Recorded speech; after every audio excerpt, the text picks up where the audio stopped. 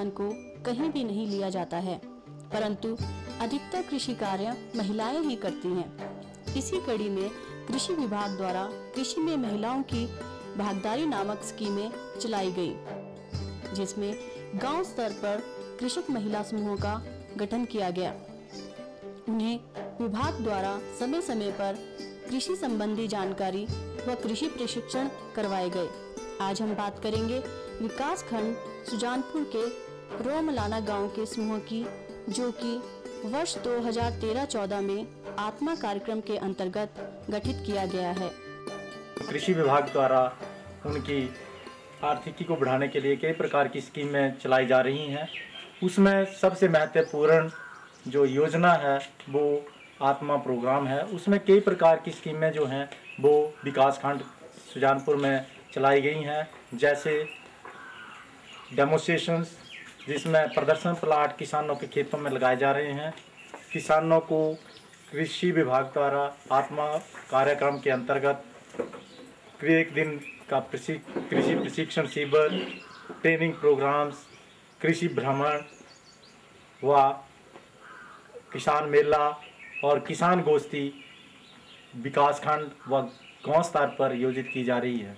इसी संदर्भ में आज हम विकासखंड सुजानपुर के री गांव में, री बलाना गांव में आए हैं, जहां पर आत्मा कार्यक्रम के अंतर्गत हमने एक डेमोस्ट्रेशन किसानों के लिए किसानों के खेतों में लगाया है, जिससे किसान अपने पशुओं को हरा चारा, जैसे कि जो कि अजोला के नाम से मिलता है, वहाँ पे लगाया है। यहाँ पर लगभग 20 किसान जो हैं उन्होंने अपने घरों में अजोला की खेती कर रहे हैं, और जैसे गर्मियों में कि अपने पशुओं को वो हरा घास जो है वो दे रहे हैं, जिससे उनके जो दूध की मात्रा है उससे जो बढ़ रही है उस घास से, और काफ़ी लोग जो हैं वो उसको अपना रहे हैं, ताकि उनके पशुओं की जो खुराक की जो उनकी रिक्वायरमेंट है वो उस घास से पूरी हो रही है। इसके साथ साथ ही हमने श्री अमर सिंह, जो इस गांव के अग्रेसिव किसान हैं,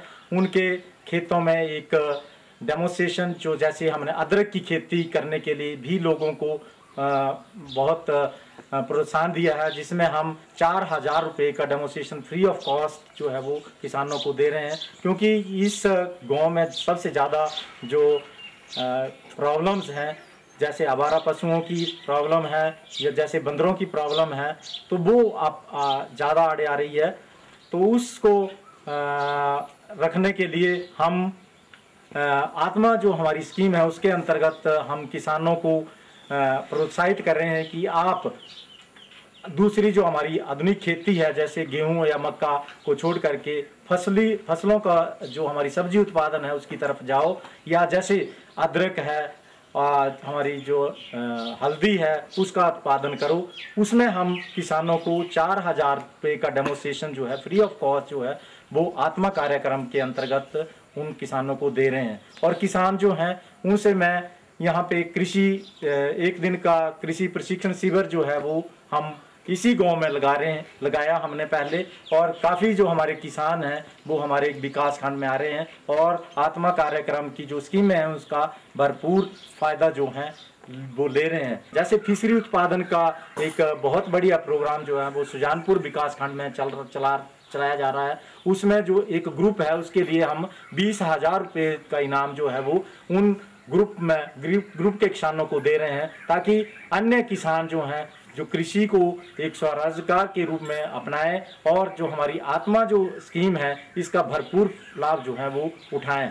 तो इस गांव में हमने प्रदर्शन प्लाट, या जो जैसे मैं क्या बता रहा हूँ कि किसान जो हैं उन्होंने अपने घर में एक जिस अजोला का जो कल्टीवेशन जो कर रहे हैं, वैसे ही हमने दूसरे गांव में भी हम 4-4 हज़ार रुपये के ऐसे डेमोस्ट्रेशन जो हैं वो किसानों को फ्री ऑफ कॉस्ट जो है दे रहे हैं।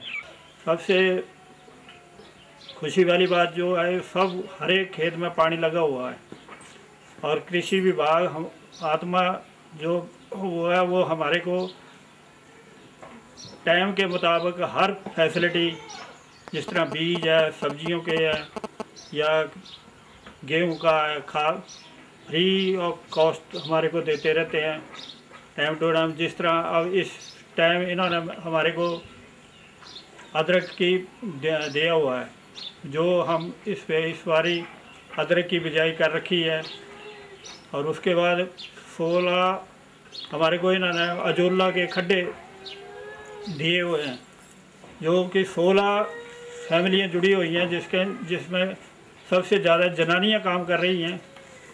और जो दूध वाले डंगर हैं उनको उसका इतना अच्छा रिजल्ट आ रहा है।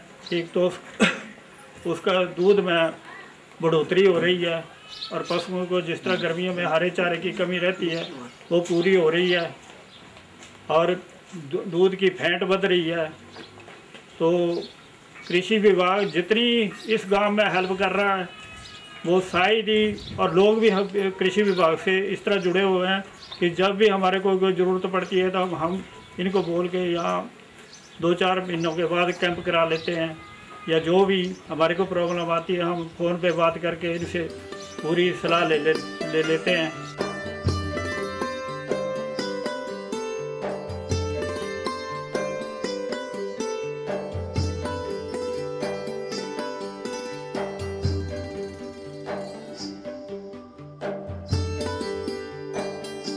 एक समूह बनाया है जिसमें कुल 20 महिलाएं हैं, और उन अजोला खड्डे भी उसमें बनाए हैं जिसमें हमने घास लगाई है।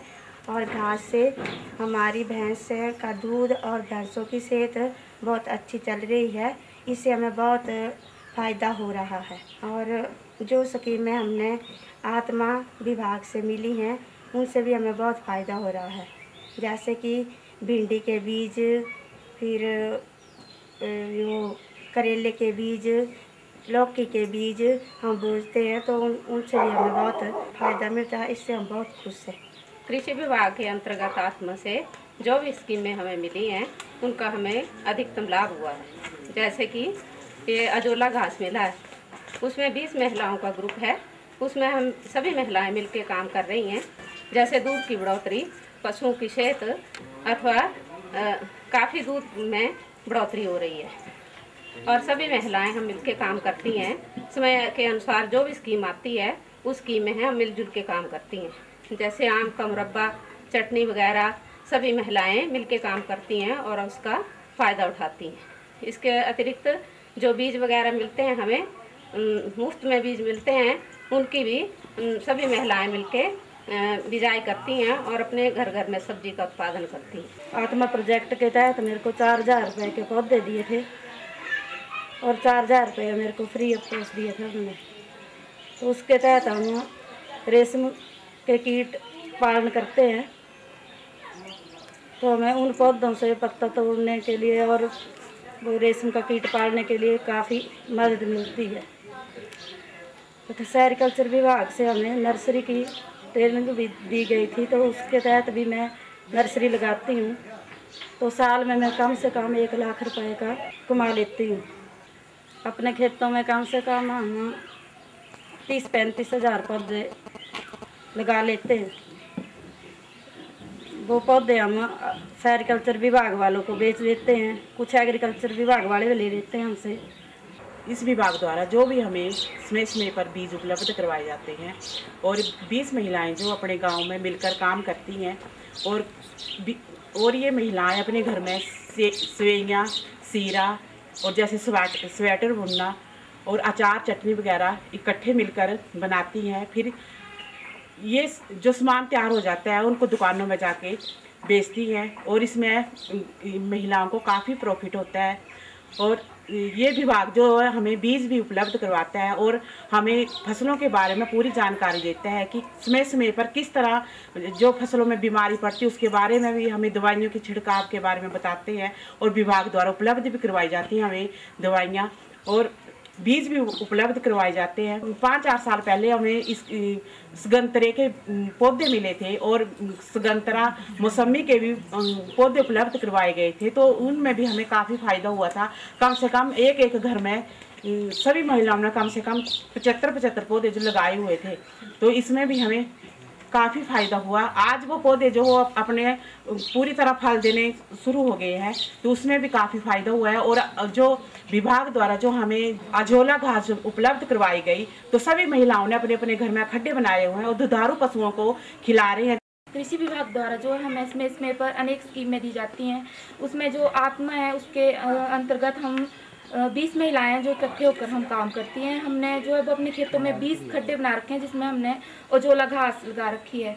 अजोला घास के जो लाभ हैं उनके बारे में मैं आपको बताना चाहूँगी। जो अजोला घास है उसका सबसे बड़ा लाभ ये है कि जैसे कि गर्मियों में हरा घास कम होता है, तो हम जो है उसको सूखे घास में मिला के जो है वो पशुओं को खिलाते हैं। इससे क्या होता है कि पशुओं के जो दूध है उसके उत्पादन में भी वृद्धि होती है और जो पशुओं की सेहत है उसमें भी मतलब काफ़ी सुधार होता है।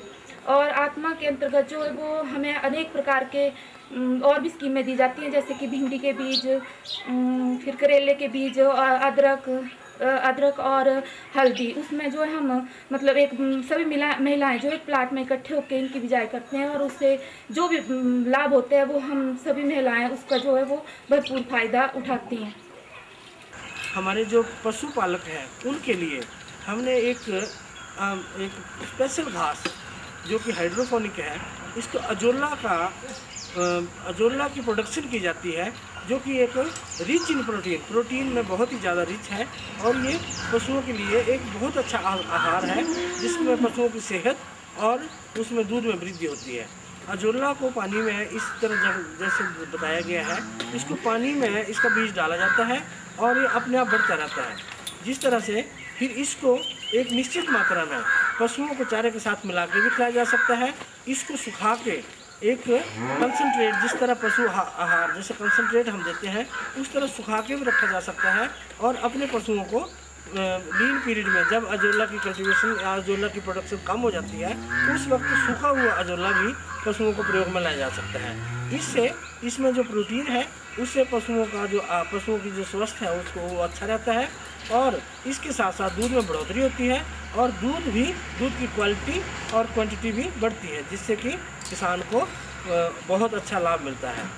इसी के साथ साथ हमने और भी बहुत से जैसे हाइड्रोपोनिक जैसे मेज का भी प्रयोग किया जा रहा है इसमें, और मक्की को भी इसी रूटीन में कुछ अधिक पानी प्रयोग करके इसको इस तरह उगाया जा रहा है, ताकि वो 10 या 12 दिन में एक अच्छा पाउडर, अच्छी क्वांटिटी में एक पाउडर पशुओं को मिल सके, जिससे कि उन्हें एक अच्छा चारा मिल सके और पशुओं का स्वास्थ्य भी अच्छा रहे।